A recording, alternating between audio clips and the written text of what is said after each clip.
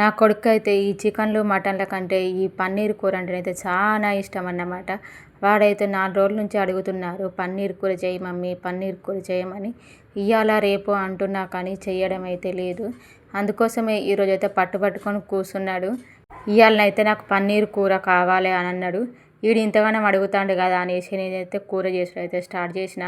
ముందుగానైతే కొంచెం నూనె పోసుకొని టమాటాలను, ఉల్లిగడ్డలను, కొంచెం లవంగాలు, చెక్క, కొంచెం బిర్యానీ ఆకు, కొంచెం కాజు వేసి అయితే మంచిగా ఉడకబెట్టి పక్కకు పెట్టుకోవాలి. ఆ పక్కకు పెట్టుకున్న తర్వాత దాన్ని మిక్సీ పట్టుకోవాలి చల్లారినాక. మళ్ళీ తర్వాత అదే గిన్నెలో కొద్దిగా నూనె వేసుకొని పన్నీర్ ముక్కల్ని కూడా కొద్దిగా ఉప్పు, కారము, పసుపు వేసి వేయించి పక్కకు పెట్టుకోవాలి. తర్వాత అందులోనే కొద్దిగా నూనె వేసి కొంచెం మెంతాకు పోనికేసి అది కొంచెం ఫ్రై అయిన తర్వాత అందులోనే పసుపు, అల్లం వేసి అది కూడా ఫ్రై అయిన తర్వాత మనం మిక్సీ పట్టుకున్న పేస్ట్ మొత్తం వేసేసి కొద్దిగానే నీళ్లు పోసేసి కొద్దిసేపు ఉడకనియాలి. ఇలా ఉడికిన తర్వాత మనము అందులోనే కొద్దిగా మసాలా, కొద్దిగంత గరం మసాలా, కొద్దిగంత కొత్తిమీర, పన్నీర్ ముక్కలు వేసి మంచిగా ఉడకబెట్టుకోవాలి. గంతేనండి.